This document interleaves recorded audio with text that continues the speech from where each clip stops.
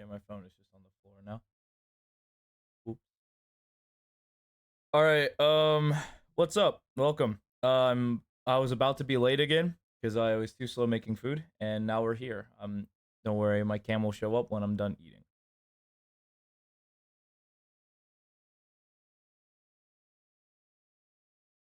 But my God, what a series from. I mean, what a game from Shopify Rebellion.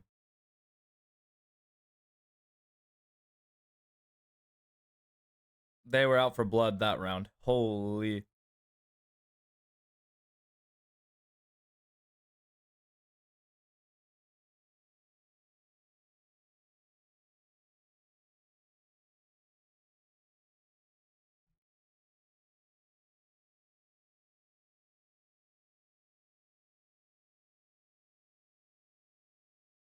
Yeah, loser knocked down to the lower bracket. That's gonna be big. They get the unfortunate they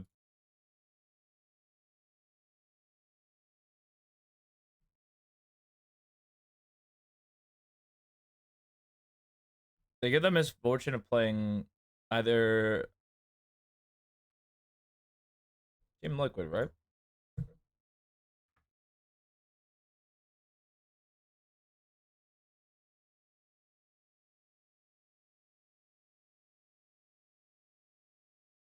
Oh, it's they have to play the winner of Team Liquid SMG, which they're both. It's gonna be a good series.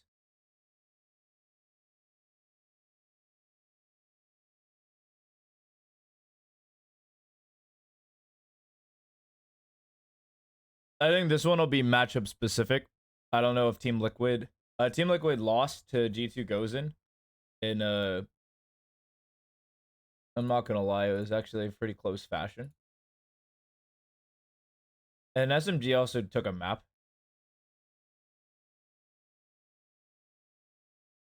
And it was pretty close. It could have sent him home on split. Or at least to the lower bracket, of course. Oh wait, I was wondering why it's so quiet. Oh, music. What am I doing?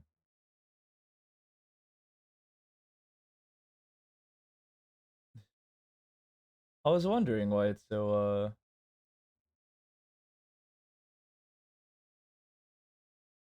do we do Christmas? Fuck it.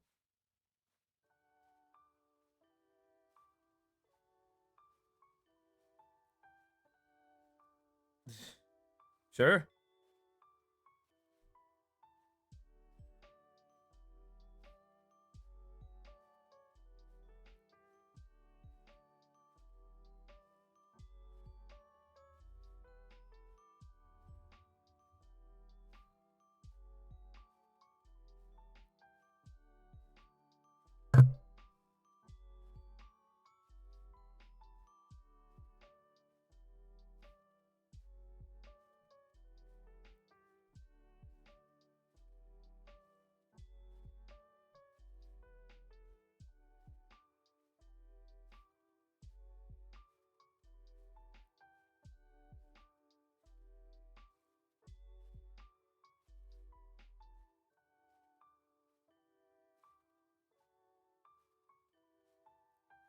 I mean, they're actually just insane. Looking at the menu, members of Shopify Rebellion, it's kind of insane to say.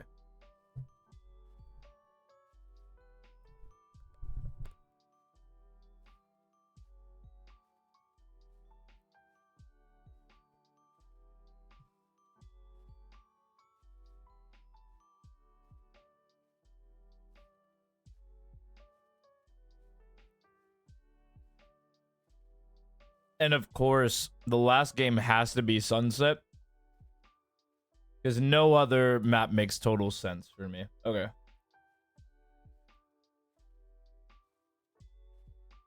Let's get the comps pulled up.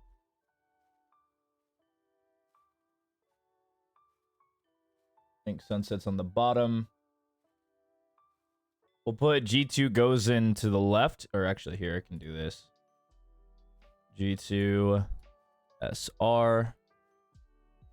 And what likely the comp is going to be for G2, it's going to be this Cypher Omen. They like the Raze Sky.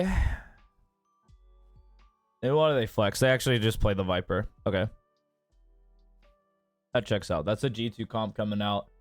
And for Shopify Rebellion, they're actually a bit heavier into the other side. So they also pick the Cypher and the Omen. But they spec into the double initiator with Fade Breach. And then they run the Raze as well. And this comp has a lot more synergy with the Raze. But the double controller comp just has a lot... Pardon the obvious, but it has a lot more control. I mean, both sides were kind of one-sided affairs on both map. And so I'm kind of curious for Sunset.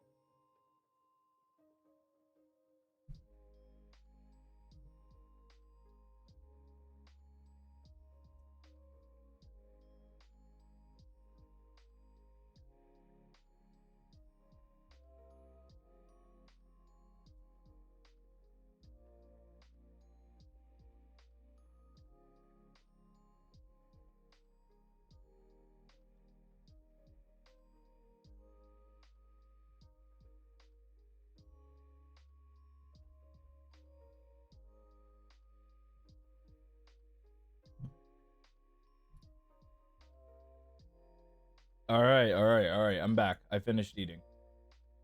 Sorry, sorry. I should honestly just have the waiting signs, you know, before I get started.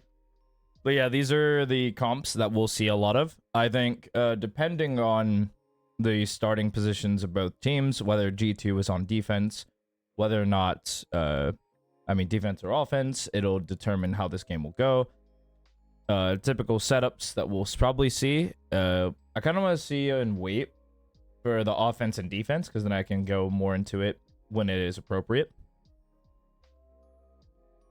But both these comps are statistically very good. The strengths and weaknesses of both comps are absolutely sublime. With Shopify Rebellion doing more of an enabling role for this race, this is the important keystone of their comp. Probably the most important role, whereas the most important role for G2 is honestly the Sky. That has a lot to do.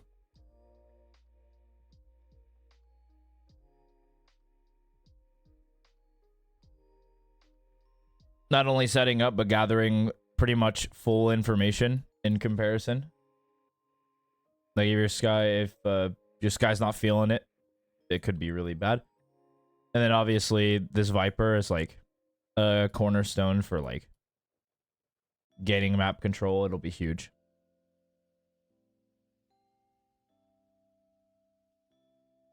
And they always take their sweet time getting ready.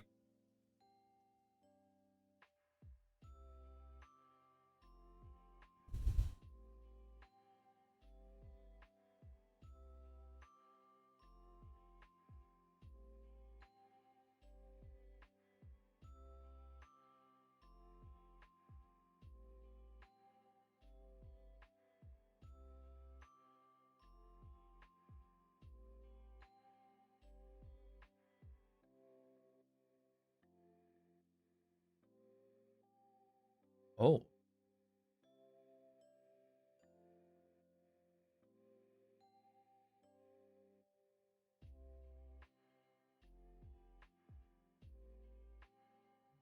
This tournament's pretty much just been 2-0s until Shopify, or actually I think it was G2. G2 faced against SMG. That was a 2-1, and then this one's going to be a 2-1.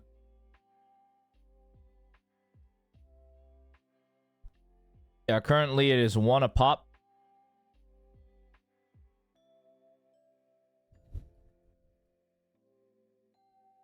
But I'm just here for the ideas.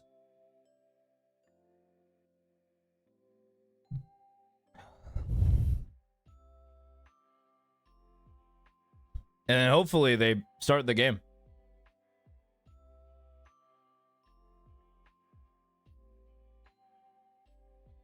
So I can start talking about the cool stuff.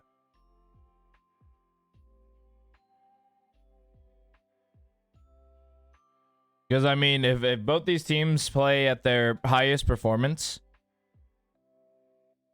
like if both of them lock in for this last game, this will be a banger. I do not think. Because the earlier 13-6, I was like, okay, that was a pretty decisive win. And then the 13-3 to answer right back, you're like, oh, okay, what? Damn. Okay. Or they mean it now. Yeah, and it looks like tech issues. Staff are coming in to help with some stuff. I love staff talks. Okay, so I'll go into theory crafting then with G2 on defense. So ideally G2's defense looks a lot like this, because it's been theory crafted that your Cypher plays B. It's just really strong. There are some A setups you can do for variety purposes, but it's typically stronger towards the B side of the map.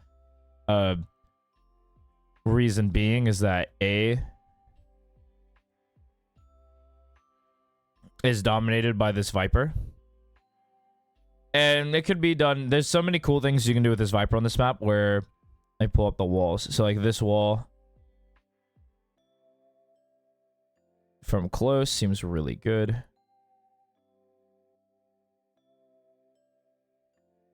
There's a better angle. I think it's obviously if you can throw it from over here, that's like amazing.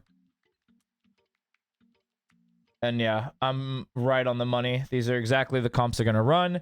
And it's G2 on defense. Perfect. Okay, so this wall, if you can get it off, is really good. But more than likely, you're throwing this one. And the idea is you want to cut off the cross and open up potential lurk timings through A main. So you'd like to throw it from the barrier. I think the barrier's right here. Yeah, you just want to cut him off. This wall feels really good. Obviously, if G2 is attacking, they'll use a similar wall to get A main control. But this allows them to fight early in this space and not be impeded. This allows your Omen to float, and then now you have this very floaty Skye Raze that can attack both B main, A main. And this is like the cornerstone of your defense, where you have very strong anchor sets on both sides with a flex like holder, who's also very good at anchoring. Omen's very good at. And if you can anchor mid, perfect. And then we see a lot of set plays where they come through mid a lot. They fight this, because then this gets smoked off. And it's really hard to go through Viper utility. It gets stalled out pretty quickly and efficiently. So yeah. Game is starting.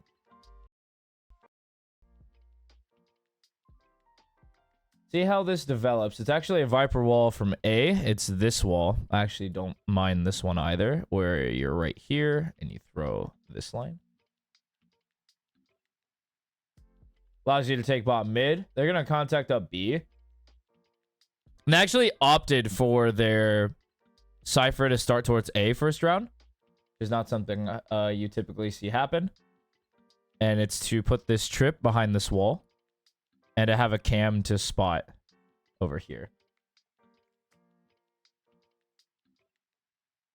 Now, this round is getting really slow. So now they're just kind of like, what the fuck?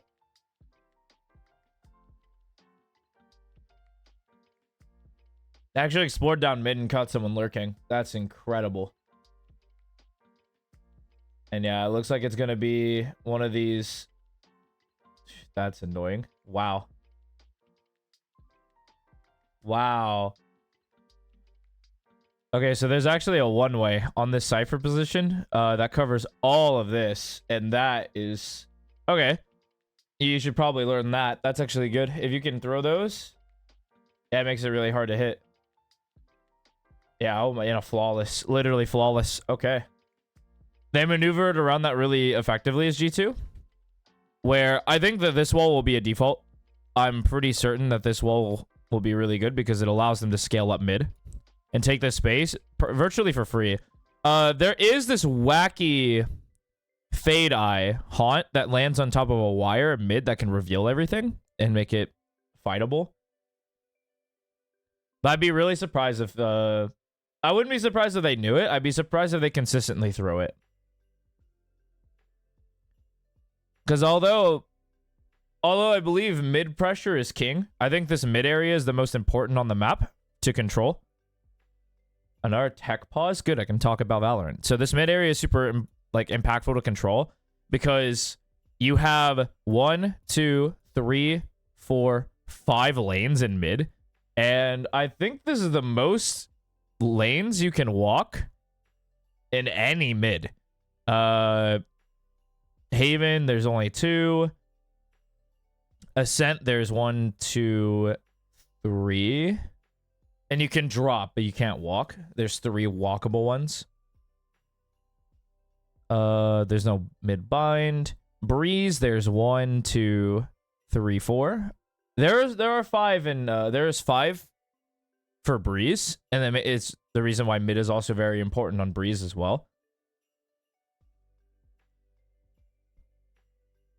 But there's very few maps that have this, so it's very important and impactful to have people watching this if you're attacking, or you should take this space early if you're attacking. And defenders really want to control this space. There's so many avenues to do so. This wall obviously helps isolate this angle, like isolate these fights. Then you can get in these tricky positions.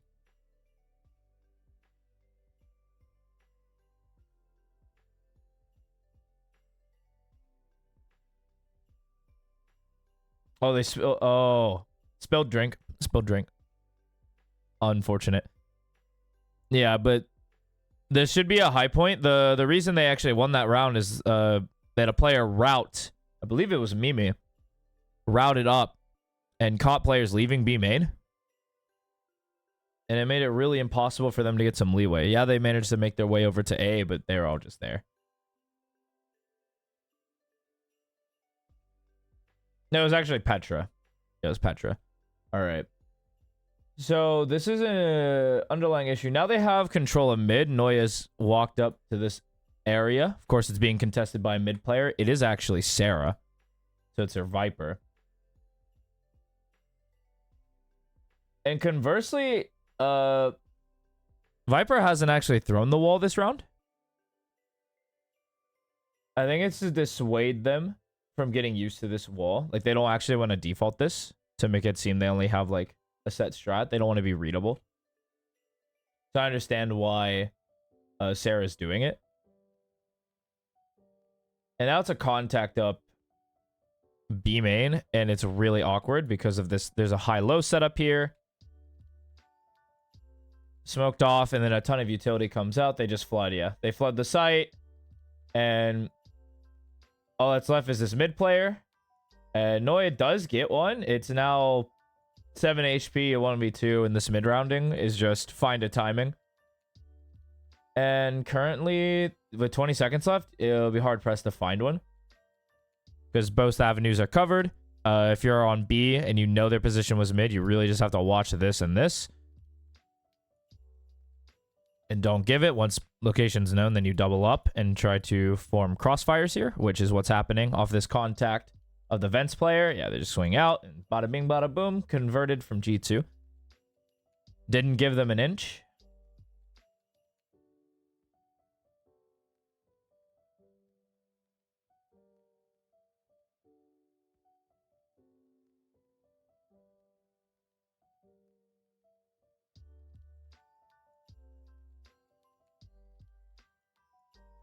So currently, they're just trying to feel each other's game plan out. And now this will be a heavy aggressive mid from G2. They actually want to contest this very early because this Viper wall is back up. And pull it up. And now this will be the bane of their existence. While Glance does drop, you still have the Viper to help contest A. Viper then walks B. They're going to try to walk up B main. Yeah, they actually find Noya on this late lurk timing. Drop her. And yeah, you'll see most teams routing this way without a Viper wall is almost impossible. So the majority of their team is actually going to walk up elbow because it's the safest and most efficient way to take A. This control is super important. Yeah, this one way, though, that's placed here makes it impossible for them to come out efficiently. And eventually this will be a late push from this A short player. But they got to worry about so many things. Sarah gets 2. It's actually just going to be a 1v3. Pretty much a free site. And yeah, Sarah walks up. Lexus takes it. Win the bonus. It was a couple of guns, but what can you do? So yeah, this area seems pretty uncontestable, or like heavily contestable without a Viper. If you come out short, it feels really bad. So this routing makes sense for B. Right now, they haven't flirted with the idea with this market split. I actually believe this is a really bad split. I think market is very easily contestable. And people that play that area is really bad. So coming up B main feels more natural. It's actually really good too. And A, they do know the haunt. There's a haunt that lands on a little tiny wire in the middle of the site here. And it just covers all the mid, allows them for fight for it. So right now, Shopify Rebellion has all the mid. Like, they've come out. They've cleared everything. Well, actually, okay. So they actually slowed the pace down. And they only have this level of control, which is not ideal. Yeah, but eventually they'll start walking up. But this mid control, now you have a lot of leeway. A lot of things you can do here.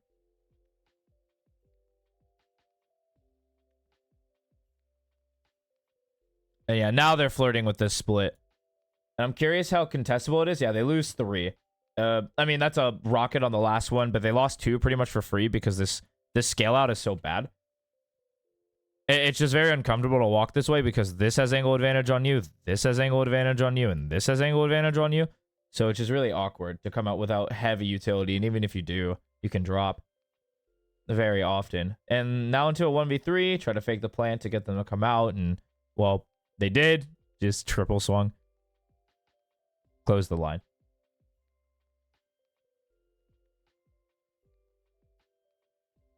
Yeah, but you'll see a lot of teams with a mid default and either a lurker this way through B main, or it'll be a lurker through A elbow. Both of these feel really comfortable to lurk on. It's very easy to find these timings where you can pretty much walk most of the way for free. Break utility to make it think it's a fake, and then it's like, oh shit. Oh shit. Now the fast A pop. Punished because the flash wasn't on time, but eh. They managed to turn it around, and yeah, this routing still feels very comfortable. Even with like a weapon disadvantage, these elbow fights feel really good. And yeah, pretty much the entire team for Shopify, which is 3 members strong, are coming elbow side, whereas most of pretty much the rest of not Shopify, but G2 are routing this way because it feels a lot more comfortable. It seems like it seems more comfortable if you're on the retake and you don't have players posted here already to route short. It looks like this feels a lot more natural. I think specifically with the wall, it allows this to be easier. If you don't have the wall, I personally believe that this routing feels a lot cleaner because you can isolate elbow fights coming up this way. You dodge these fights that are really annoying. Or, like, you can dodge these fights, which are really annoying, by coming out here. But at the end of the day, these, like, post plants are a lot of mid-round decisions. Ooh, Sarah punishes Roxy for a late peek again. And it's just going to be a fast B, yeah. And pretty much the entire team, bar this late lurker in A main, like, over here, are just going to flood out B main because it just feels really natural. With the common plant spot being... Here, I'll put the good plant spots. Just like... There's a good plant spot. This is probably the best one right here. I'll actually put best plant spot. So there and then here. Those 2 are the best plant spots, but you'll see very often this plant spot. This spot, front side B. And these are just the common ones. You can plant literally anywhere on the fucking map. Yeah, G2 try to start the retake, and the spam comes through on the top of the bomb, and yeah, they just drop. 3-3 right now, which is rather impressive, to say the least.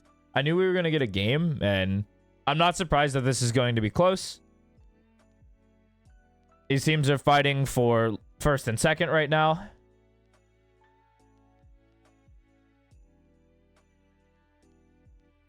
I'm not going to lie. It's honestly a battle between first and second. I don't know a team that can keep up. Maybe Team Liquid, but even then, it'd have to be some whack strategy kind of concepts to evolve. Yeah, the next round starts, and I mean, a slow default, but it's the attackers are looking to just control all 3 lanes. Burn some utility, see where it gets them. And the defenders, well, they're on economic disadvantage, but the defenders are 4 strong B. And they have no idea this is happening. It's 4 strong, and it's real tough. So instead, the call is made to come back to A, where it's pretty much a free site, and you're going to be worried about these retake protocols from G2. Because they're actually 5 strong. They turned 5 strong very quickly. Yeah, Shopify Rebellion are very wary that there was a stack along the lines, and with that breaking, they should know that it's actually free A.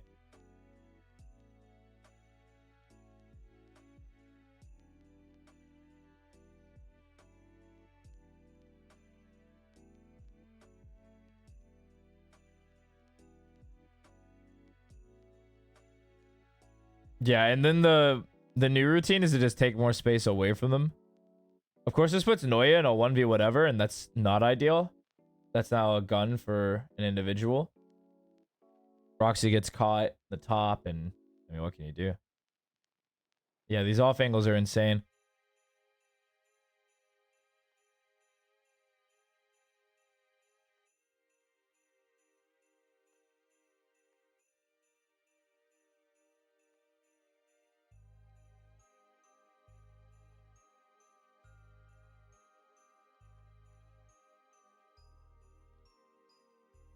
I mean, ideas on these eco rounds are, it looks like if you're defaulting, you're wary of these like attacking plays that they can come up with, and you have like trap setups or like you're holding G2 timeout, so I can talk more about it.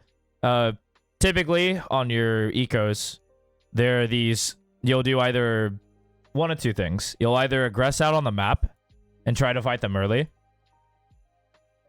or you'll do a stack, a gamble stack, which usually favors the defenders.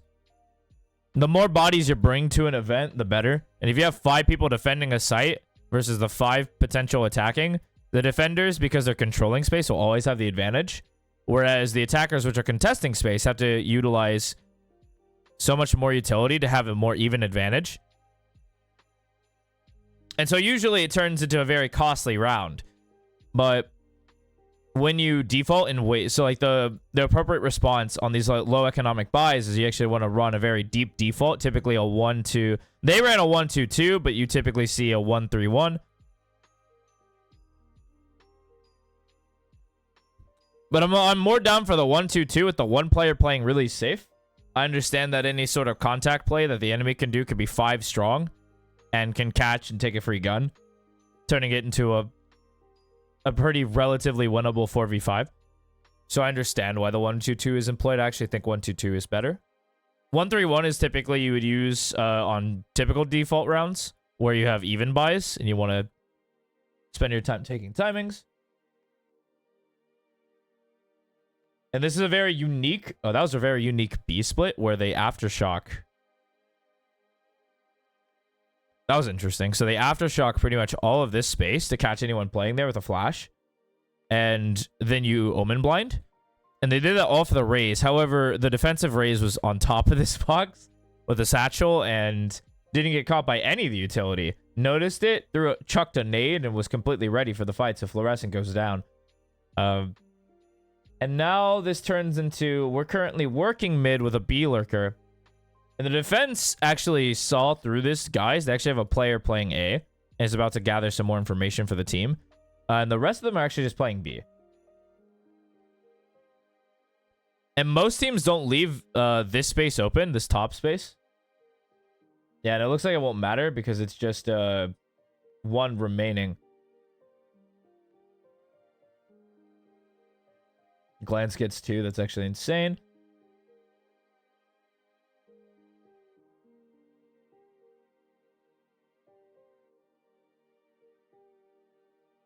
Oh, Roxy almost got a timing through this with her ult, where their planted backside came through to try to isolate a fight. Almost got it. Darn.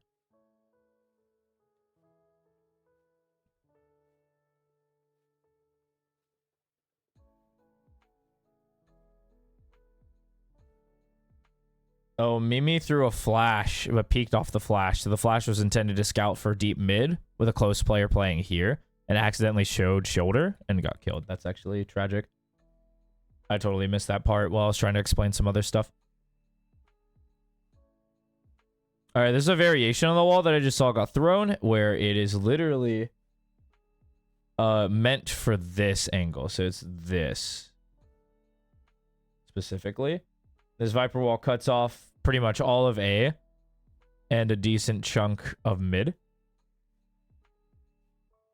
It's an annoying variation, and yet G2 are actually respecting the fuck out of this. They saw no pressure B, and it's a fast rotate to stack A.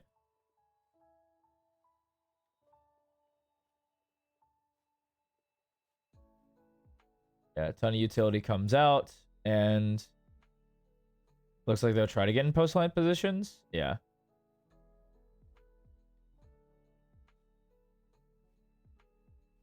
One way comes out on this box, and it's a lot of the players are short. Yeah, flooding out short because it looks like it's more natural to play short. And the majority of the team is playing short, obviously with the Raze ult. Oh, this is tragic. This is tragic. Not planted for this reroute. Yeah, and G2 actually clean house. Okay. So even with numbers, I thought this was a disadvantage thing, but even with numbers, G2 prefers to route out short when retaking. It must be really fucking comfortable to route this way. Specifically with a Viper Wall and an Omen one way. It's got to feel really comfortable to come this way. And the majority of what Shopify have been doing is they've been getting the bomb down, but then they'll route towards CT. And this round it bit them because they actually planted in this position. So they couldn't stop the defuse when they came out this way. Because they were being held by a bunch of different people.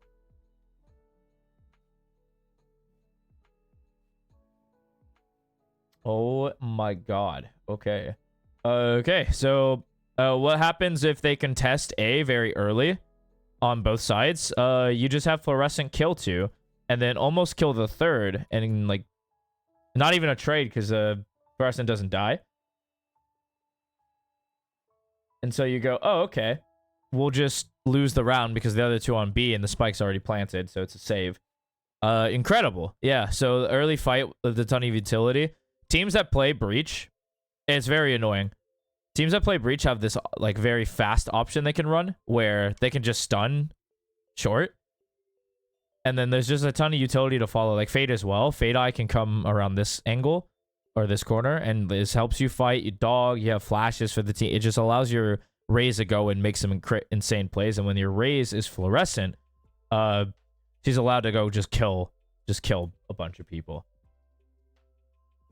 Yeah, now they're hunting, and Shopify do clean house. Yeah, this is just textbook.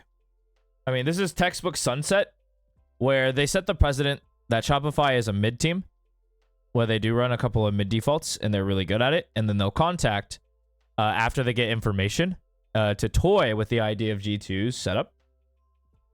Or not toy with the idea of their setup, but just toy with them. Like, they're...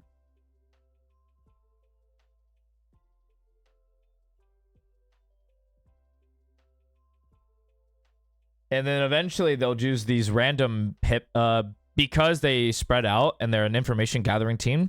Eventually they'll put some pit, like pop actions where they'll contact up one of the lanes, which they did just last round. They're doing it this round too. So they'd pop A main, do a bunch of utility, and now they're gonna pop B main with a ton of utility supporting this Raze ult. And you do have to surrender sight off. Roxy has an amazing in the hidey hole in the smoke. Yeah, now all these players are in various positions that are very hard to clear out. Of course, they do get cleared out because, again, the other side are pros as well. Go figure. Yeah, now it's a 1v2 for Shopify. In Shopify's favor, G2. It's just Petra. Trying to isolate a fight. Notes a deep angle for their opponent. No way, just sprays from this way. Yeah, this is a very... The variations that we're seeing are actually incredible because this pace change from Shopify is actually going to probably lead to a 8-4 half, which is really... I mean, I don't know a lot of teams that can come back from 8-4. There aren't a lot.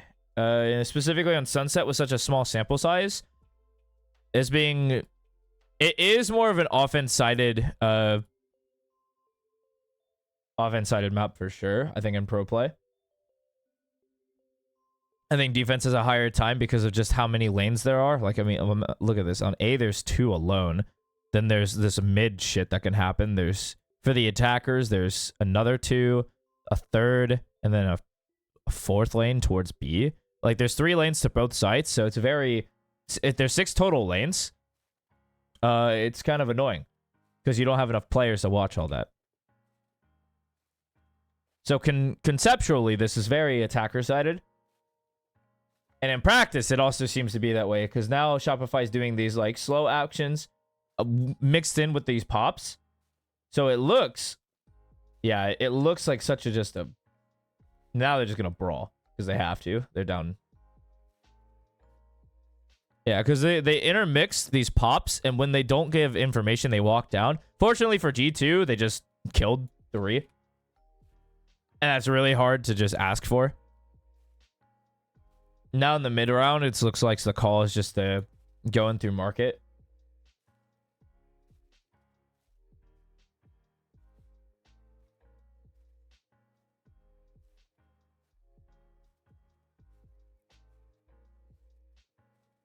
Oh, wait. With this herd? Yeah. This is huge from Noya. It's all into Roxy to get this last pick. Yeah. Gets it. Just has to survive. And that's a round win for G2. A 5-2 half. That, I mean, you couldn't ask for more than that. All right, now G2 are attacking.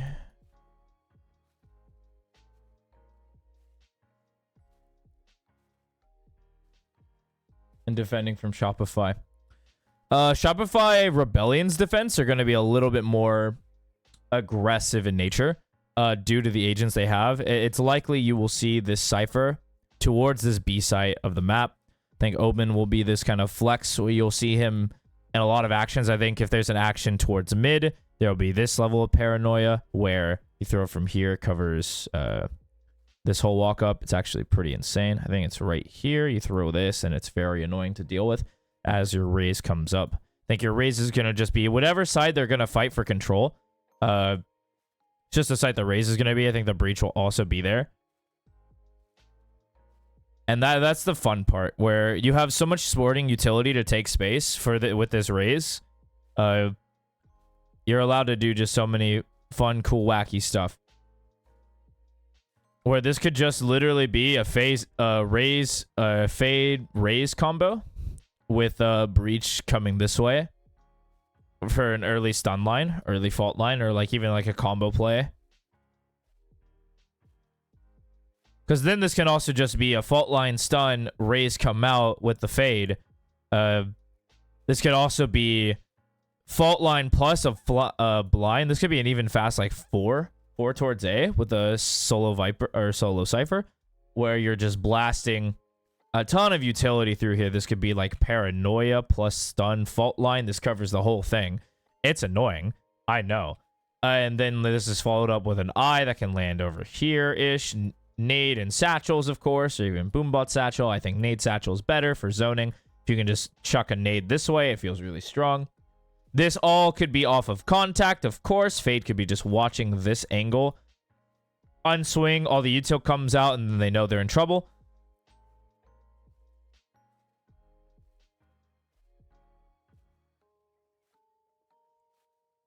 It allows them to be a little... It's definitely... They do have to... The Otis is on Shopify Rebellion, though, to contest space very early. The earlier they can do it, the better. And it looks like Shopify Rebellion are settling for a 3 towards B and a 2 towards A with the Cypher on A. Okay, so I guess Cypher on A makes sense. I guess more teams like it more than not. It was actually the fade over here than the breach. The breach was over here. Fade was over here. Yeah, but G2 are just isolating mid. It's 4 players up mid. They really contest this, and they'll walk deep. This is the G2 special where they'll walk up deep. Of course, Petra almost getting 2 there is insane. Almost killed players here. It's not even a minute into the round. Yeah, but with the spike down and a ton of damage on Mimi, you feel kind of...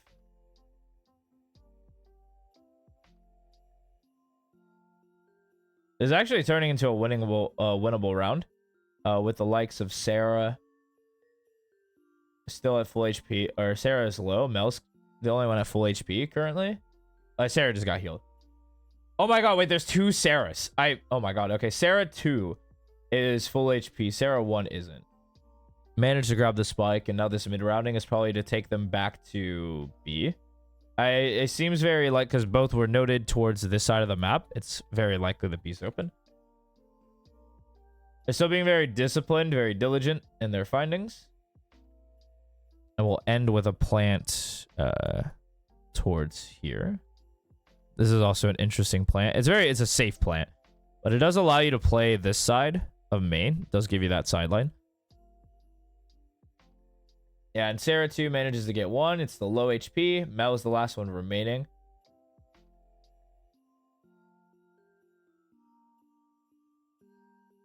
Yeah, smoke to isolate the fight.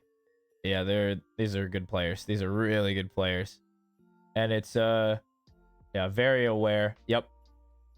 Mel manages to win the 1v1 out, and Shopify will actually win the pistol, and that is bad news bears. That is bad news bears.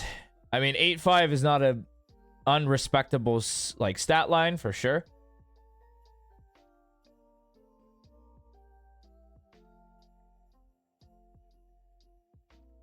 Oh, my forearm is sore.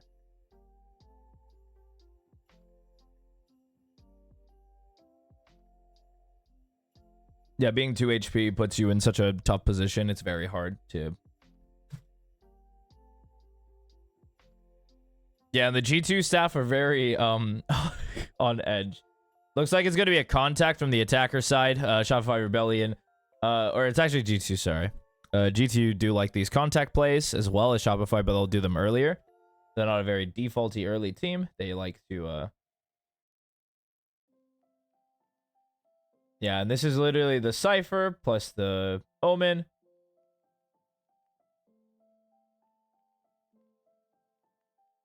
Yeah, the Cypher Omen on B. That checks out. This is the more standard stuff you'll see, where it was kind of more towards this kind of lane formation. This is the more standard non-deviation of this. And I guess for the retake, when you're routing from CT, it's pretty much... come this line, have 2 rock out backside.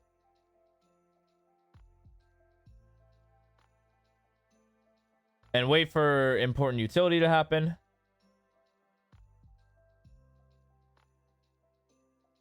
Ooh.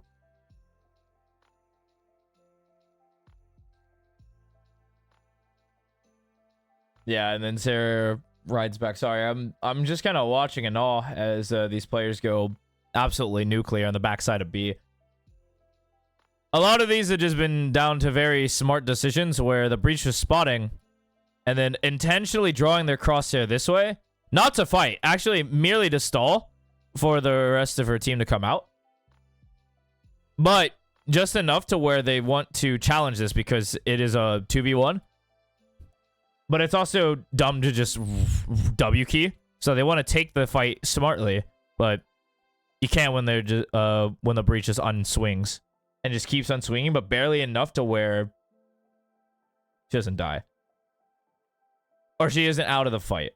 So you can always re-swing at a moment's notice, and it's very annoying. So you have to keep your focus there. Yeah, and they're surprising me with how docile they've been on the defense. They've been very reserved, I would say. Yeah, it's very, very passive level of holding. Ray's finally now just getting a deep sight line towards A main.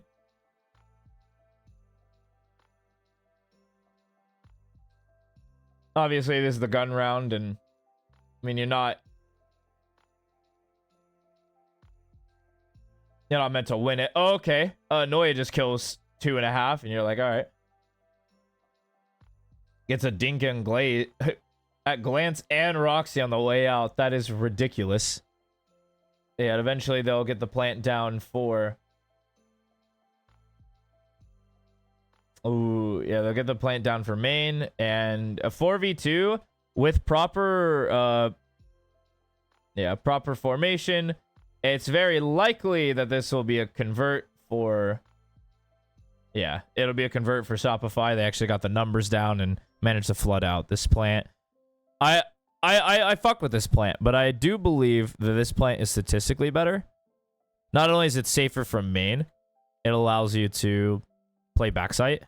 Because this route is honestly not bad to try to... If you're going to walk out this way anyway, it's not bad. Obviously, playing from main is really strong here. Because you're playing against the wall, this spam is just so good. So I'm honestly shocked that they didn't go for it. Actually, I went for on this corner. Which, of course, lowers it anyway. Like, it lowers the shootable plant size. Because half the plant is in the circle. But still. Maybe that is better. But I think the spam line is just so good. Yeah, and here comes this fast attack. Yeah, from Shopify. It's heavily contested mid with a bunch of utility. Flashes from the breach. Almond blind. Raise util. Noya is stuck, which is kind of annoying. Here, the Cypher.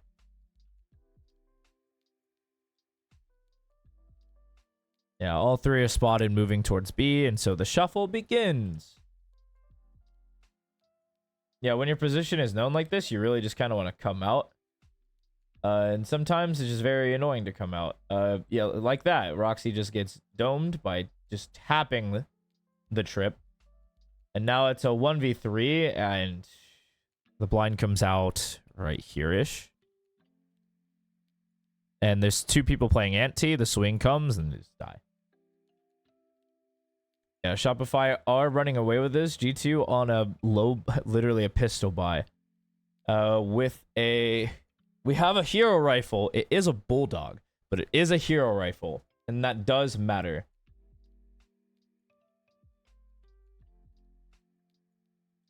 Yeah, we call a timeout from G2, and they're kind of scratching their heads. Where are we going wrong? We want to default and take mid control. Shopify fight for it. We want to do these execs where we're just kind of wanting to pop out. The hold is too strong, and consistently the members are good for 2+. Every time we go A, this lane is literally impossible. We're getting stunned. We're getting... They're actually playing a lot more passive on A than I initially intended, or initially thought would happen. But what they're doing is they're creating this deep sightline mid, and just giving them up because they know that this is really bad to come into, and the rest is for the attackers anyway. So if you're scaling market anyway, who cares? You just come market. Fine. Let's go. Thank you, Salad, for the 26 months. Appreciate it greatly. Thank you for being a long-time viewer. Little over 2 months now. Up on that leaderboard. Yeah, and so because of this default mid not being really successful and not like gathering the early information, it's really tough for G2 to get any leverage around the map because this is really heavily contested zones are just being locked down by Shopify.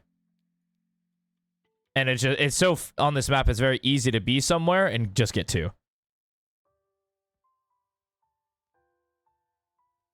Yeah, I'm talking about the game right now. I'm watching it. I can't watch it on stream. That was kind of troll. Ooh, swung out into 4 members. Which all get healed. Eventually one does drop and I'll... that is not fair. That is not fair. Oh, the blind catch of the cam gives them the information that it's there. And now Noya has to go huge, which of course has happened plenty of times before. Not this time though. And so with post plant going down, or should be going down shortly, with them contesting space from behind, it's likely whenever flank presence is shown from Shopify, G2 have a tendency to run to their CT. Or run towards CT or backside. Currently it's market, and yeah, they isolate the CT player, kill them. Yeah, and this is just contact lines. It's contact lines galore. There's this contact line, this contact line, this contact line. And there's like, it wasn't this one because this player's actually playing back here. And so this player's job is just to refrag literally everyone. But yeah, G2's positioning in the post plant has been sublime this tournament. It's very hard. If they get into a post plant scenario where they're ahead, they usually convert. And when you have control like that, it's very easy to You're watching the game anyway. Oh, of course, of course. Yeah, you have, like... I'm watching it too, and I think some really good Valorant on Sunset's being played. So absolutely. First-hand experience, go watch the game. I'm merely explaining concepts that, like, the pro teams are using to get an advantage. Yeah, and with this Lurker Viper Wall, yeah, it allows them to just kind of walk towards A and have some threat. But this is another one of these pop rounds where they're just going to contact and explode. Rocket flies through, and it's just going to be retake. You see the rocket, you're just going to route this way. Yeah, and all this space is taken. Pretty much, G2 have control of this, which is kind of wacky for a post plant. So I'm curious how this retake is going to start. They do have an op on Mel. Petra gets one. Fluorescent's good to trade. Yeah, we do have a nice little rocket to play around with. The wildcard rocket in this area is kind of spooky. Yep, Breach ult comes through. Rocket drops Mimi. And Glance is probably gonna, yeah. Fluorescent just kills the rest of them. Cool. Shopify go up 12-6. Yeah, the retake looked good. They had the ults for it. Alexis with the Rolling Thunder. Fluorescent with the Showstopper. I think Mel even threw out her ultimate.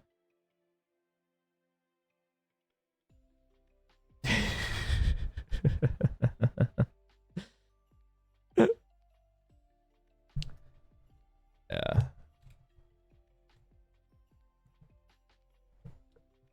Let me not put the gain up while talking.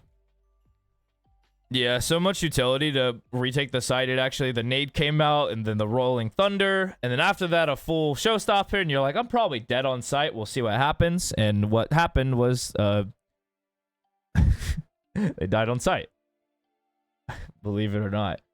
I think Mimi normally could hit those, but fully stunned with a rocket coming up high and above. Probably not. It looks to be another contact play from G2, where it was now spotted from Fluorescent early in elbow. And yeah. Yeah, the elbow is always just such good routing, and yeah, the short routing is just not good. It has too many high lows are possible. Yeah, it was down 4-5 now with an op staring. Ooh, actually Mel misses and gets traded instantly, leaving Noya by herself. Okay. Yeah, and there's this weird timing upstairs where Petra just kind of gets comfortable. Petra got very comfortable and just killed 4. All right. Game's not over yet. G2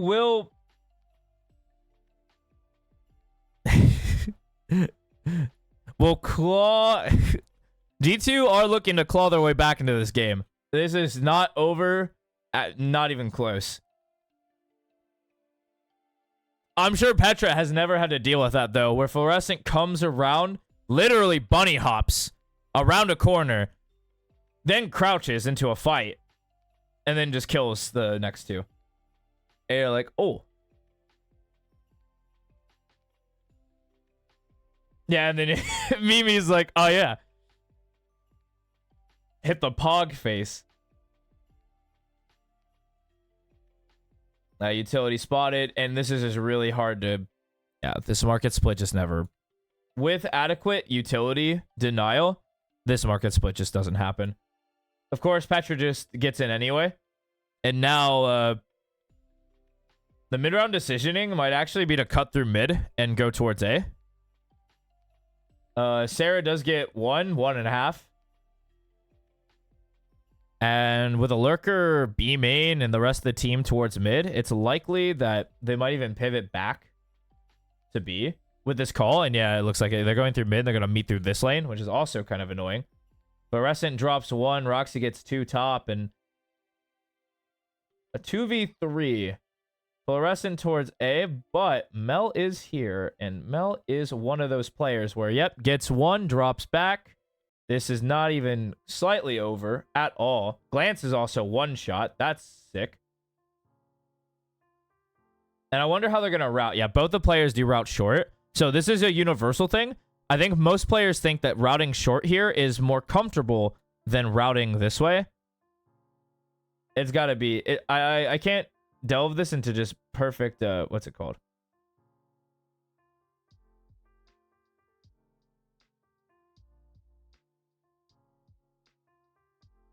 Oh, yeah, and Mel is just so quick. The late swing from Glance. Ooh, that was closer. That was the closest Thrifty round I've ever seen in my life that didn't go the Thrifty's way. Actually could have went that way. Oh, right. So the main takeaway here is that if you get mid control and are a good enough team to be able to extend your mid control to like look more like this, it's very little that defense can do. The defense's answer, Shopify Rebellion answered by trying to take main control, which of course they got for free, but now they're stuck in main from potential hits and pinches from everywhere, and there's just so many holes that you're like, oh, they could be literally everywhere. They're in the walls.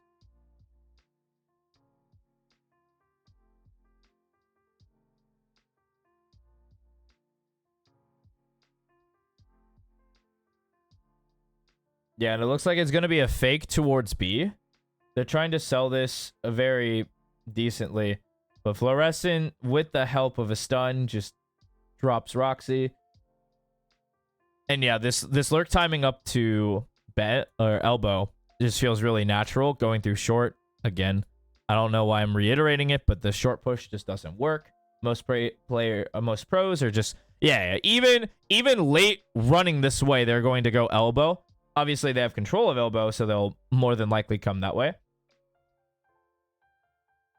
But now you're playing 3v, 2v5. Bomb's not even down. Fluorescent has Showstopper. Gonna look for this Viper. And Viper's down, and the game is over. A flawless to end the game. Shopify Rebellion showing some great ideas to catch players out. These like late lurks are getting punished by this late breach utility that just a stun this way. With a player swinging out here, and what can you do? G2. It's not over for G2. Honestly, I think we will see this rematch. As much as I love Team Liquid and what they've been doing, you saw the performance that came out from both these teams today, and you go, these are our finalists. There are very few players that play their whole team at this high of a caliber. Yeah, I don't think there are any remotely close. And in this tournament specifically.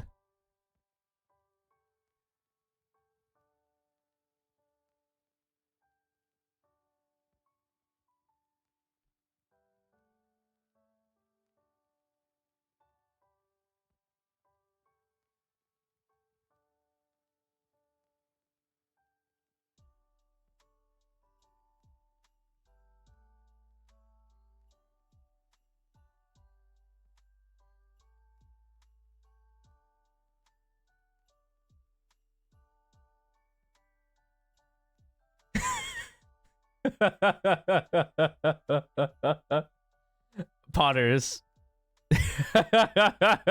Potter with the thumbs up, coach. Amazing. All right. But yeah, that's Sunset. There really wasn't much to talk about for Sunset. I guess the basis of it is that what teams prefer in terms of their routing. And I'll give them all right here real quick. So this is the routing that most pros take. You'll come this way. This feels really natural.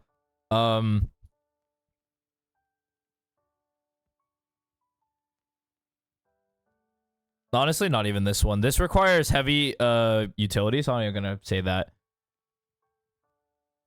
It's pretty much B main and A elbow are the only really natural routing for any team. Because of all these contestable zones, I'm gonna mark them with red. This is pretty. Oops. Whoop, whoop, whoop, whoop, whoop. This is pretty contestable, but this is like lightly contested. This is hard to come in or Jesus Christ, it's hard to like get into. This is also hard to get into. This is hard to get past. This is almost impossible to get past. Those are your pretty much your death zones. White, I will mark the important parts of the map. It'll just kind of look like this. Mid is the most important.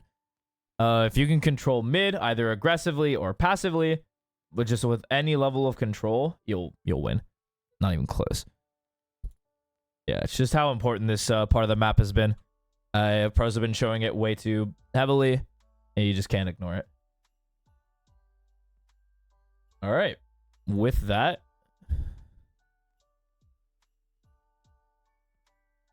I know there is the Alexis interview, but because I'm not allowed to put video/audio of the stream because I'm not partnered, that is a no-go for me. So, oopsie.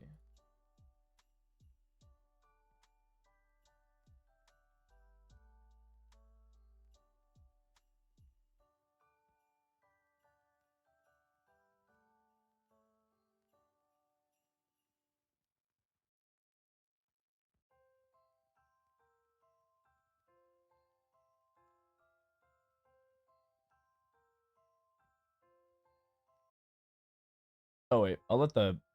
We'll let the music play for a little bit longer, and then we'll get into. Excuse me. I'm a slob. I actually wanted to get into some old players. I was actually watching some old VODs of Valorant, and I wanted to do a compare contrast to what we have today.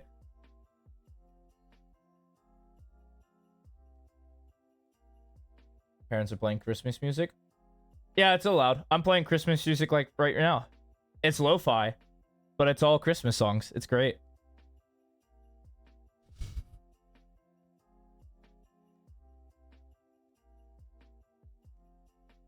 Yeah, you just noticed?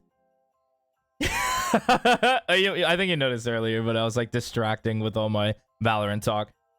Yeah, these are all jingles.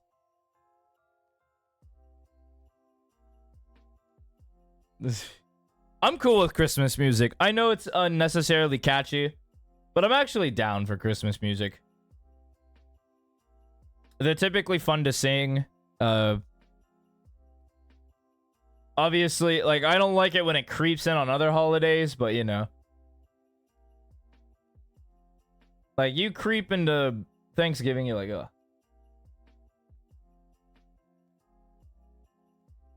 Oh, they just started like jingle bell, jingle bell, jingle bell. Right, you just went like hard ham hock. I did turn it down here. Let me turn it up.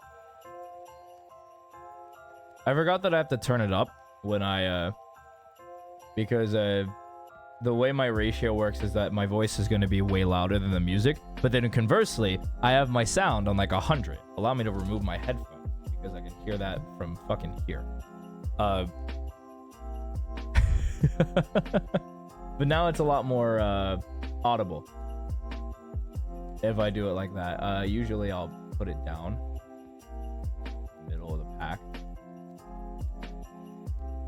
I got you, but yeah.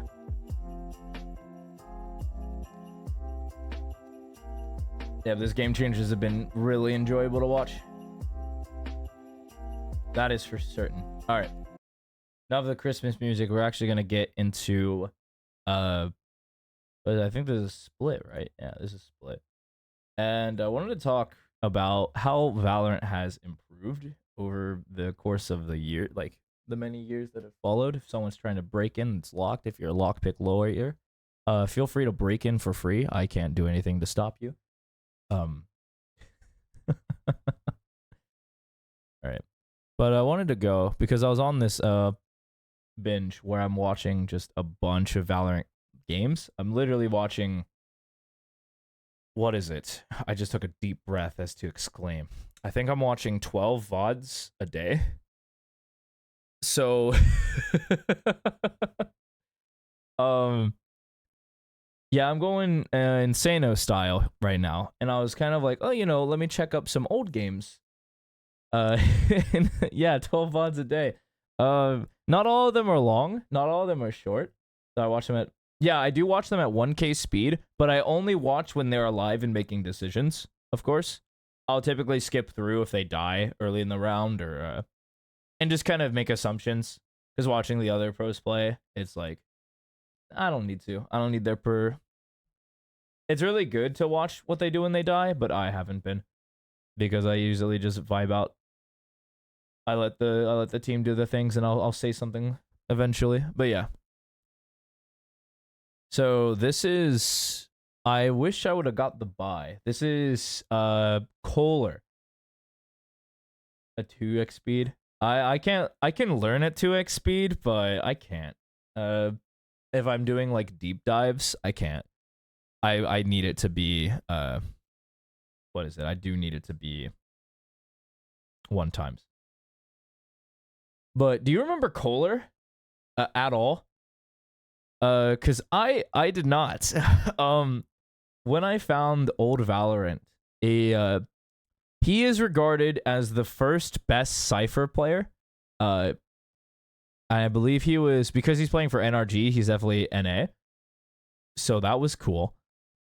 He played, I think it was with Nismo, which is on screen right now. That's pretty cool. Saw him in them before the team had a drastic change.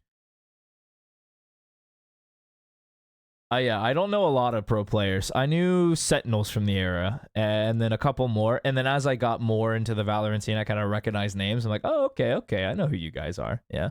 I've never heard of this guy before in my life. Apparently, he was one of the best Sentinel, specifically Cypher players in the game for NA. And then pro season hit, and whoop, I've never seen this guy again. Let me do my due diligence and liquid fucking caps lock. Yeah, Valorant.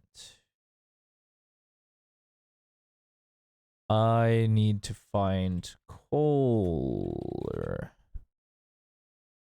Oh, it's ER. Sorry. Let's see. Who are you? You played. Okay, this is literally all of it. Canadian. You play for Miracle Esports. I have not seen that team. They don't have a page. That makes sense. So this is the most recent tournament at ETS where they lost to the Grid. Chicago, SML, Kohler, Vulcan, Yun. So he still plays. Is this a Canadian? Oh, he plays in the Canadian League. Well, that's cool. I didn't know there was a Canadian League. Sick.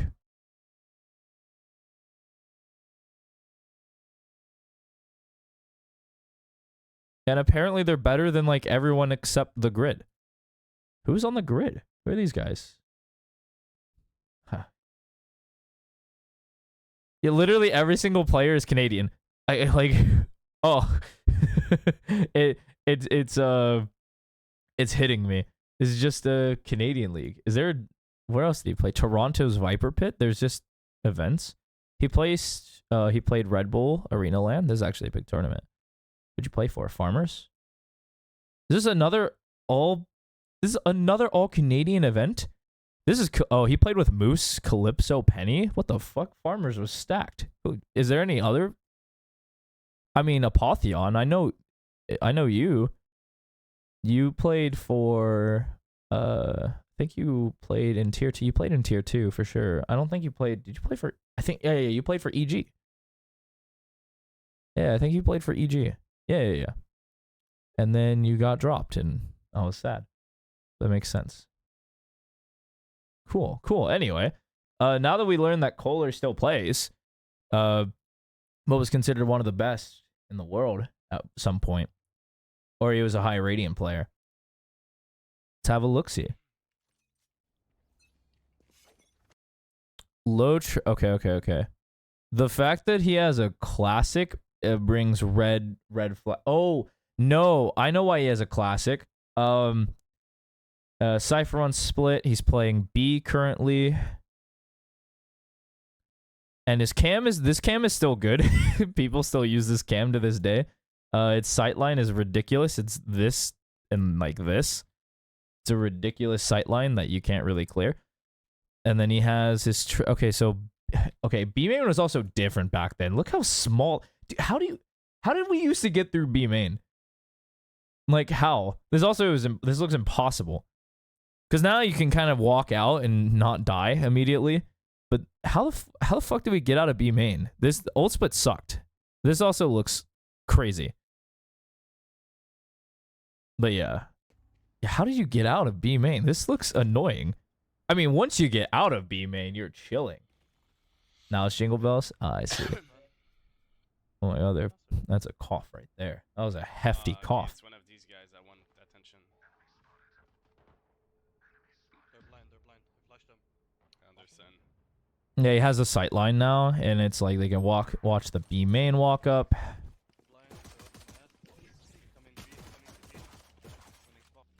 Holy fuck.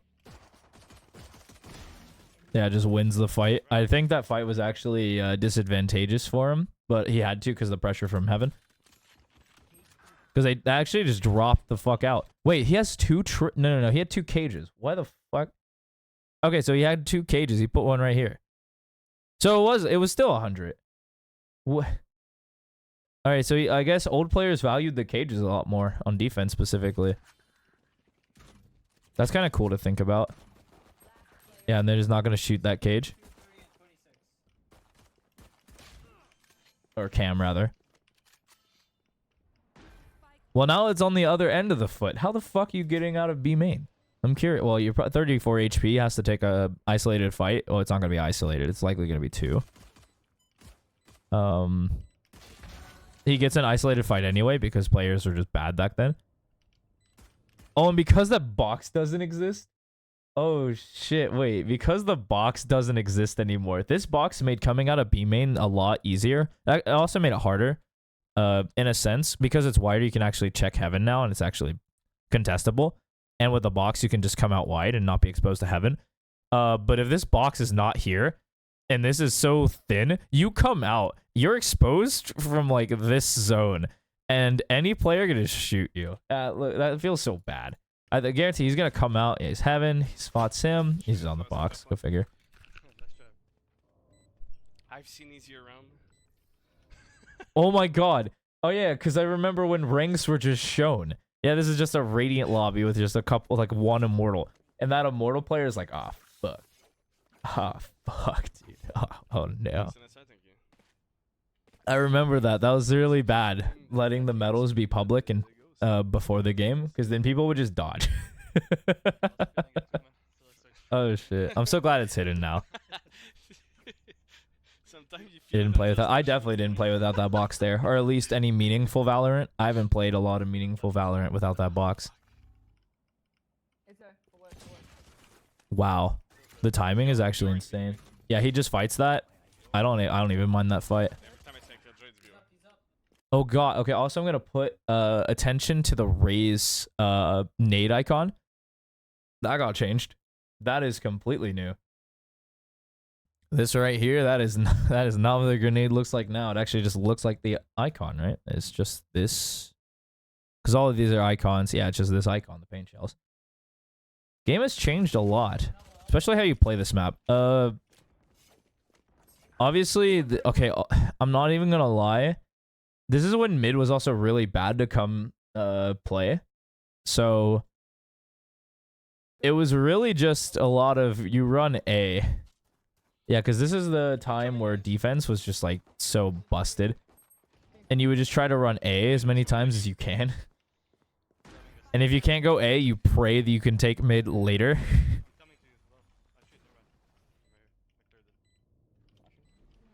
Yeah, even the way like players move in this game is just vastly different.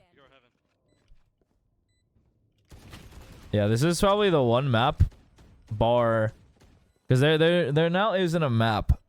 Currently, I don't think there's one defense map in the pool still, and it's Ascent. I think Ascent is really defense sided still in pro play specifically. I don't think in ranked it matters, but definitely pro play. All right, let's go through because this is literally the same shit that you would throw. Now you actually still see these strips now. Yeah, this has not changed. These are still pretty good. Obviously, with the range buff, you just throw them like this. But I can see like over here to here. That trip seems good. But yeah, this just seems. Oh yeah, and you couldn't be on top of these boxes. There wasn't this extra little box. This thing didn't exist, so you couldn't jump on the boxes and get a sick off angle. They really was like, if you can get through B main, you deserve it.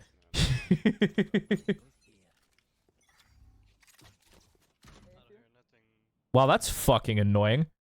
Hell is this? Is this still available? Should I boot up Valor and see if that's still a cam spot? Where'd he throw that? Wait a minute. Dude, is that still in the game? Surely not. I'll try to remember that. I'll make that a note. What? That seems good. Okay, because it's in my notes to have like aggressive cam sets, and if this is an aggressive cam set that I could just kind of throw when I play on B, I mean, fuck it, dog. I'll play on B. Throw this aggressive one. Because then you stand here, you tag. I think you can only shoot it from here. You swing out if there's just one player. That's pretty gnarly, dude. Yeah, okay. And he just gets 2 isolated fights, and it's just annoying. Okay, cool. I have a cam.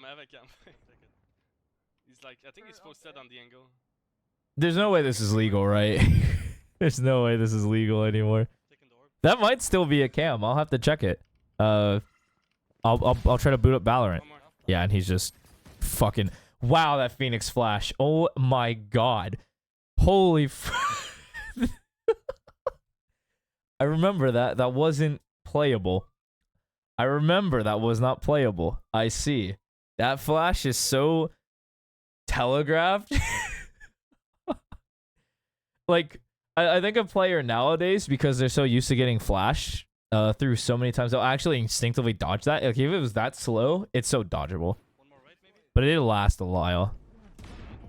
Cool. And he's just so good. Oh my god, I'm random. Full blind. Yeah, and then he clears 4. Just gets another. And of course, he's just gonna throw this next aggressive cam. So he's intermixing his cam spots. They're coming up. Yeah, this box is still good. There's one B. Oh, they're aware. That's annoying. Wow, okay. Good god. Yeah, Radiant players are still as diligent as ever. So much utility was into just clearing out the Cypher util. And because there's no buff where they reset, it's just... Good god.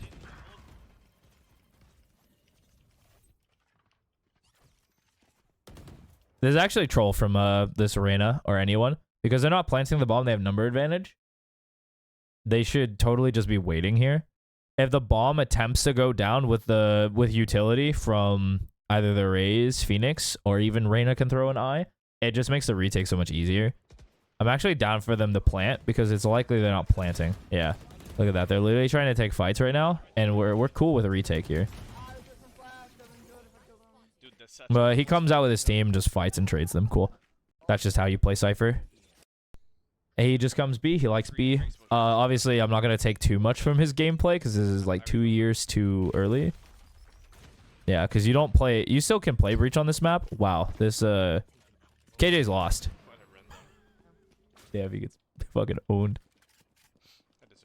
Yeah, we got owned. Random shot. Yeah, okay, cool. Welcome to Radiant. That fight is a 25% chance of killing. That's 100%. Yeah, and they lose. And now they're getting more defensive because he notices they're contesting B main heavily. And the amount of utility they have to burn just to get out of B main is gross. Like, good god. This map used to be so bad.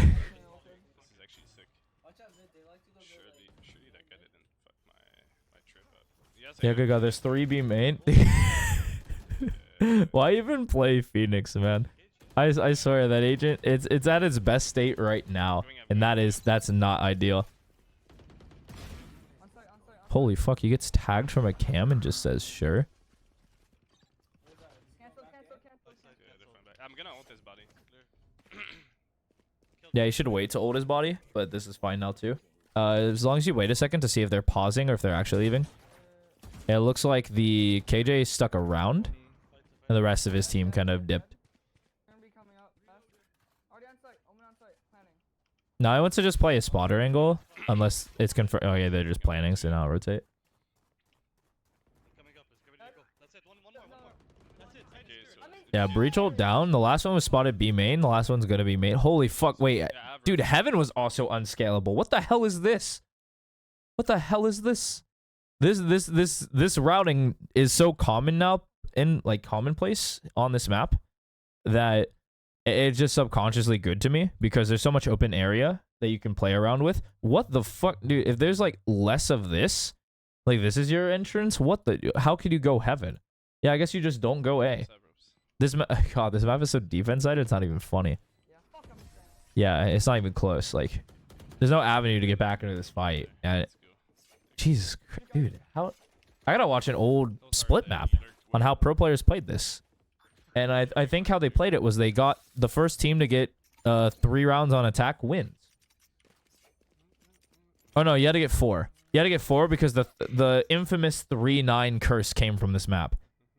So you had to literally get. This is also a good trip. Yeah, this is a kill trip. To play more passively if they're going to like start rushing.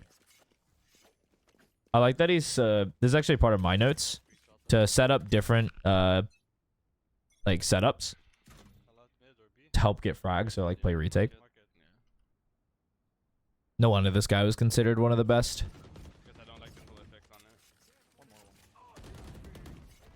Oh yeah, and then this fucker ult comes out.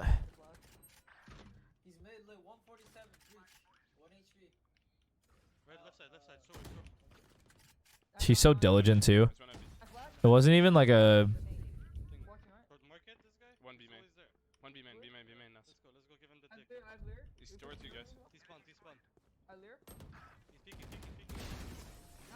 Yeah, he was so ready for that trade.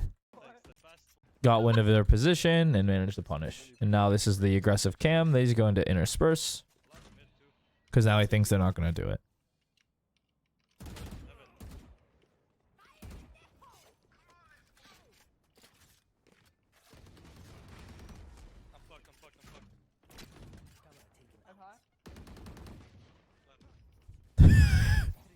Dude, you turn that flash and you just nothing's happening.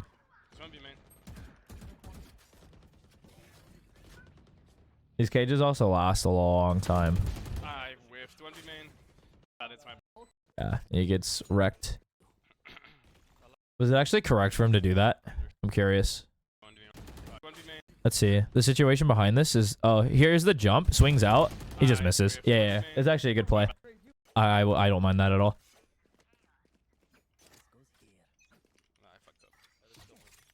Kohler, the best cipher ever. Oh, I totally didn't even realize the play, like the title. That's so funny. I did not do anything wrong. I just should have killed him. I whiffed. It's kind of bad whiffing. Oh my god, he whiffed. Yeah, this game. Yeah, look at that. All that like A pressure. Just whoa. Okay.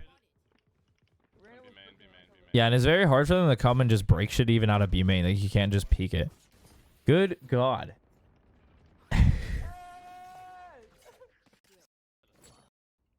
But the enemy team has 4, so that's a recipe for disaster already. In pro play, that would just be a death sentence. Like this game is too close, we just lose. Yeah, but that cam's still good. The utility is different. Now you put a trip for B. The setup is more normalized.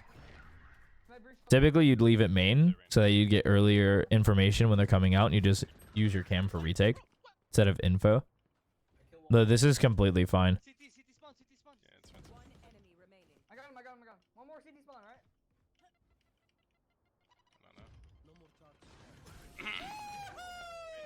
Yeah, and they're still hyping crazy as ever.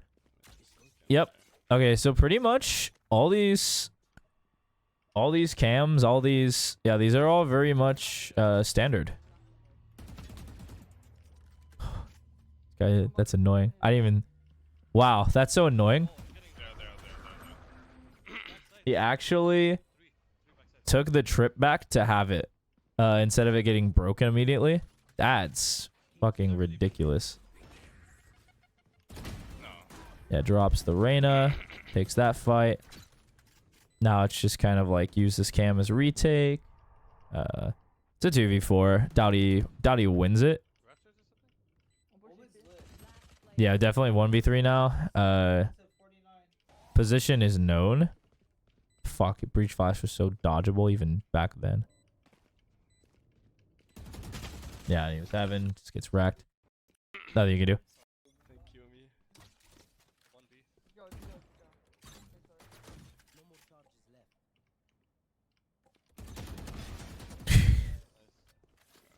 Watch it. He committed to that fight super early. He's like, no, I gotta kill this guy. It could be behind you. Yeah, we only have Reyna on A, guys. It could have, yeah, that's fine. One's up heaven, the 120. I got It's spike. not a bad trip. They didn't jump in. I got spike down, boys. Breach probably close. Honestly, I wouldn't even think they're heaven. That routing just looks so bad. Where is he? Like, this is just normal, like, heaven routing. Fucking, okay. Jesus Christ. You just come out and fight them. Right, yeah, even coming out A main sucked. Jesus. I popped up right there. 7-5 good enough? How does he attack? Get your riot gun buddy too. There you go. Oh yeah, this Cypher lineup was okay. You you don't have to run and jump that anymore. You can actually just throw it. And because of the height of the, not the height of the cage being changed, it allows you to Okay.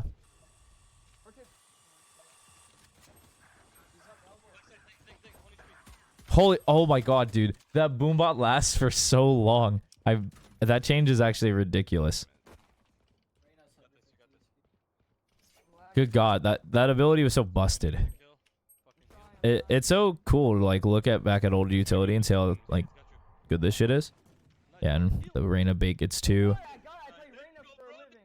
I play Reyna for a living. And now life is chilling. Life is chilling. Not that bomb. Okay, now what?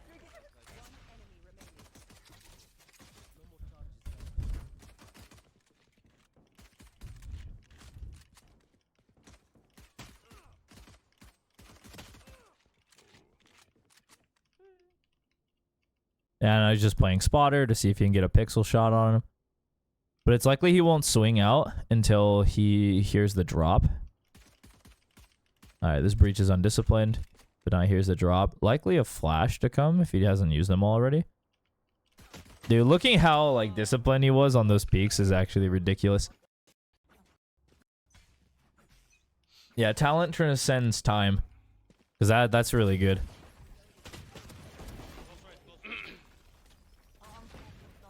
I mean, fuck, if you just kill 2, scaling up is not that hard. Well, try.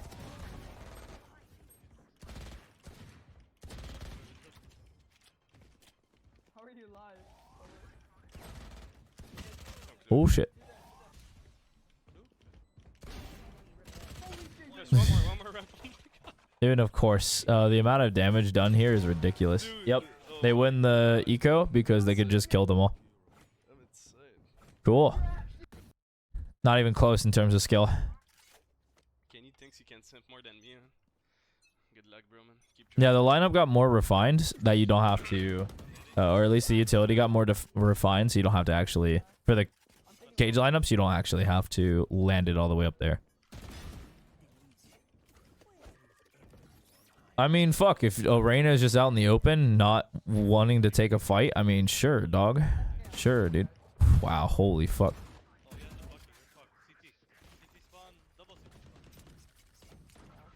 Yeah, Bucky seems pretty good too. Kenny, my sister. Valorant's a wacky game, or was a wacky game. Oh shit. Life is not Daijobu. Alright, the round's not over. He has a shotgun. I think it's over, but round's not over. Weird shit can happen. Okay, it was actually a lot more damaging with a Bucky than he could have been. Alright, so that cam always existed. I missed one. There's nades. Hey, it's pretty much the Yes, same it's thing. like- There's just a Flying lot back less swing, flying back swing. shit up top. I think it's B. Oh fuck. He screens. Screens or elbow? Corner. Where's my rate? Yep. I'm nading elbow.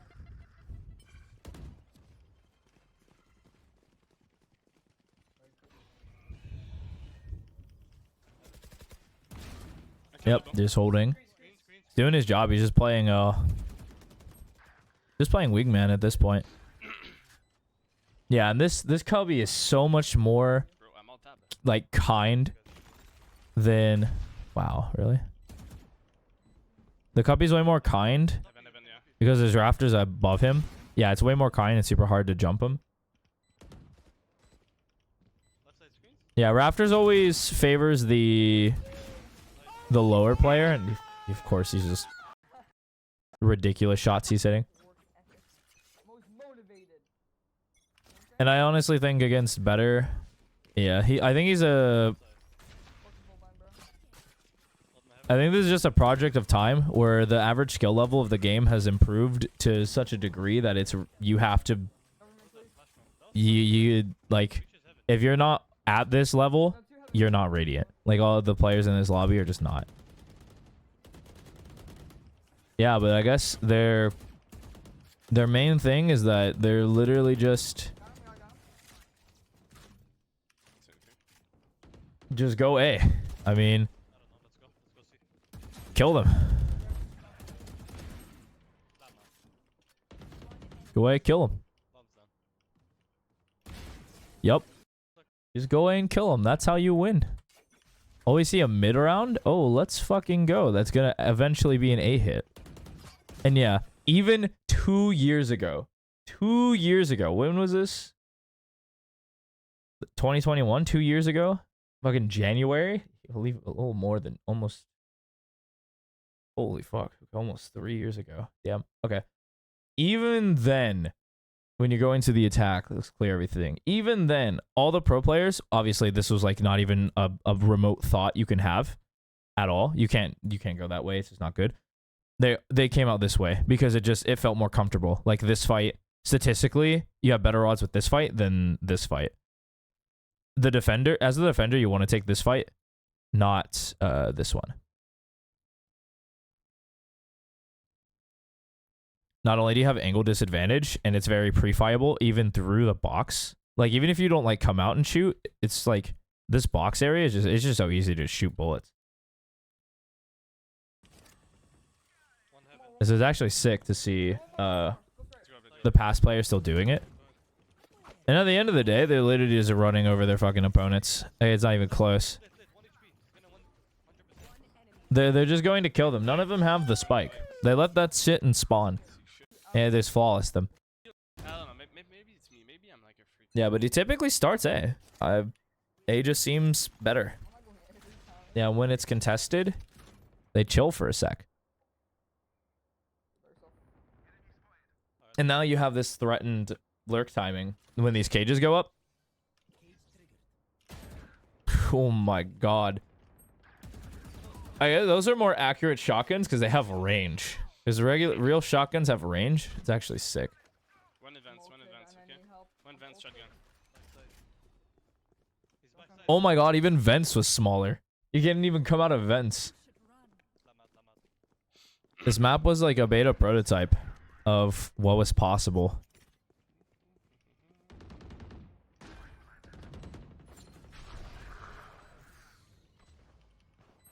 No, that's 11. That's 11.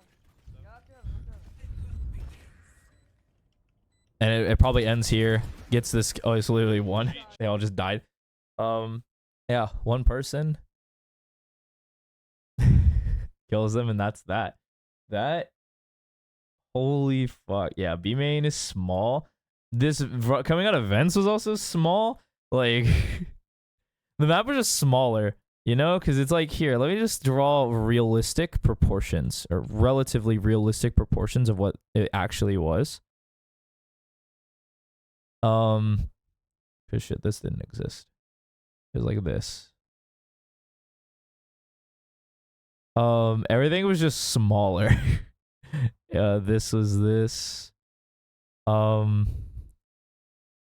It's like everything for the attacking side was just smaller.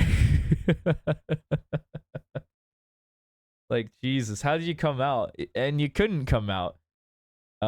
Yeah, looking back on it, how the fuck did we not know this would be a defense-sided map? Now it can flip, but typically it's offense because now people learned how to play it. But yeah, that's crazy. Mark of its time, Cypher is still kind of played this way. There are some limitations, of course, or not even limitations at that point. They were limitations of his utility, like what he could place. But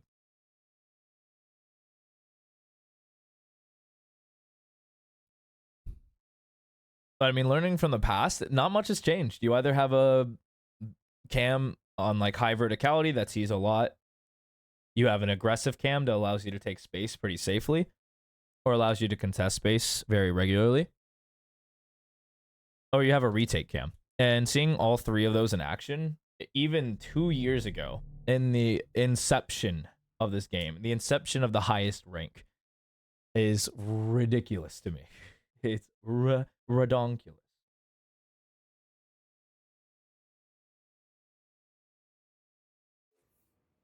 Yeah, but I do want to boot up the custom game. I need to go to Split right now and see if that's a cam I can just throw.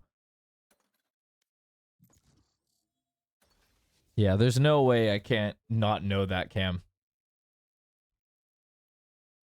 I'm obviously not a big setup guy. I think learning the game is way better than learning setups, but I'm at the point where I know the game, so I should probably learn setups. I think it's the same if I was playing a lineup agent, where I know the game, I just need to maximize the smaller portion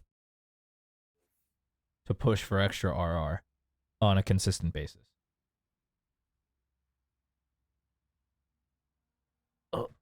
All right. There is no difference, just nicer toys. All right, oops. My ultimate is ready. Let's move. Can you still throw it? Oh, sure can't. Really? No shot, right? Oh, you can. You sure can. You sure can. How close do I have to be? That's pretty damn close. I can actually just throw that. Okay. That's not even a hard throw. You kind of have to be close. Yeah, that's not even a hard throw. I don't even have to expose myself to the angle. That's pretty fucking sick. Dude, I've never seen Cyphers play this cam at all. You kind of have to be a little close. Oh my god, wait, how close do you have to be? You'd have to hug this wall. All right, let's see. Holy shit, wait, you have to fucking hug this wall. That won't, I mean, that's a good variation, but dude, you have to be so close to this fucking, how close do you have to be? Am I exposed? Jesus Christ, okay. No, okay, you can throw it from back here. Holy fuck, okay, so let's practice that. You're right here, bang. Holy shit. God damn.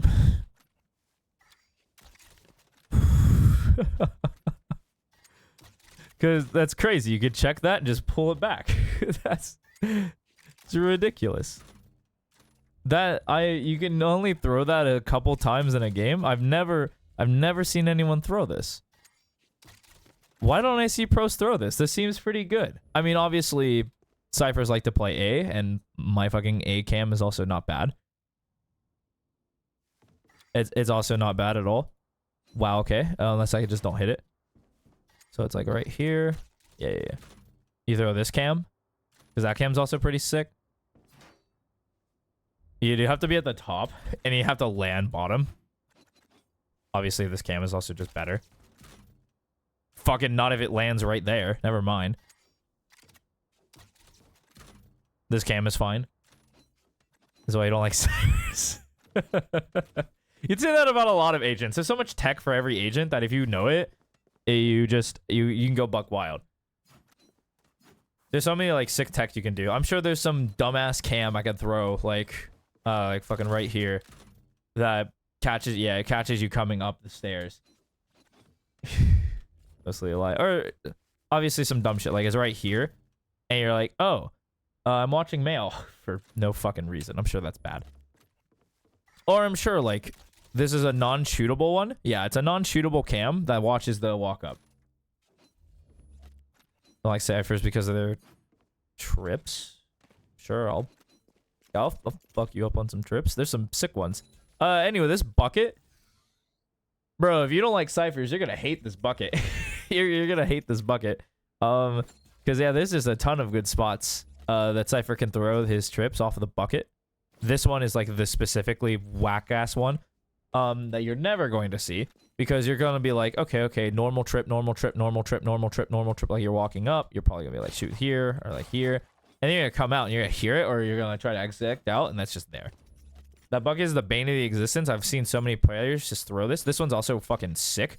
Look how far this goes. Look how far this goes. And it's like you get caught in the open.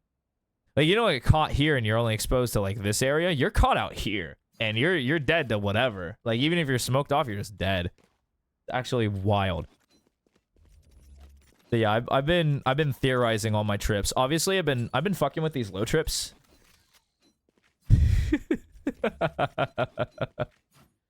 Obviously, there's so many like whack ass trips you can throw. This trip fucking sucks. Normally, you don't want to ever throw this trip. I'll throw this trip specifically if I am attacking and I have a trip left over and we just take it. And so it's like you get caught sliding down.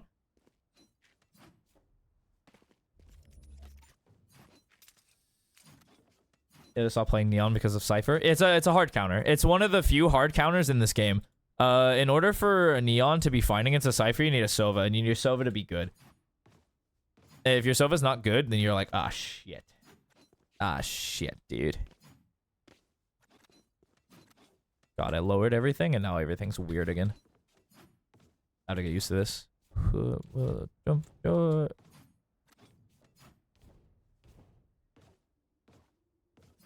Here we go. I'm feeling it now. I have to get warm up before I play. I have 10 minutes. Any more whack ass trips I know? No, not really. A lot of it is like put the trip here. It's just good. You can jump over this shit, but it's whatever. If you really care about people jumping over it, stand here and you're just like not dodgeable. Can't get under it. Can't jump it. Then I like to do this where if like I cleared A main early, I'll just throw a trip here. And then I just dip. I just get the fuck out. Let's see. Obviously my other camming on attack is pretty basic, not gonna lie. It's like also I guess I could show. Because of how it works now, you don't actually have to you don't have to cage from there, so that covers the cross, and that pretty much covers your cross. Okay, actually, the fact that there's a gap in that means I actually suck at this game. So, what is it? I think it's off to the right. There's still a gap. Okay. Nope. Now that I know there's a gap in that, I shouldn't have been throwing those. It's probably right here. Land's fucking perfectly flush. Yep. Cool. So care. So throw with care. It's like here. Yup. And there we go. Got my lurk timings, and I'm in it. I'm here. I can spam, of course.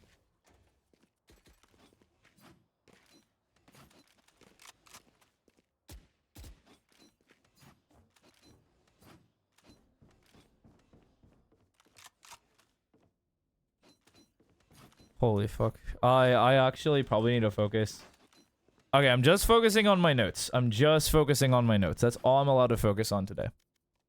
Alright. But I guess that does it for today. Thank you guys for watching. If indeed you still are, you're all dismissed. Good luck with the climb, and I'll see you next time.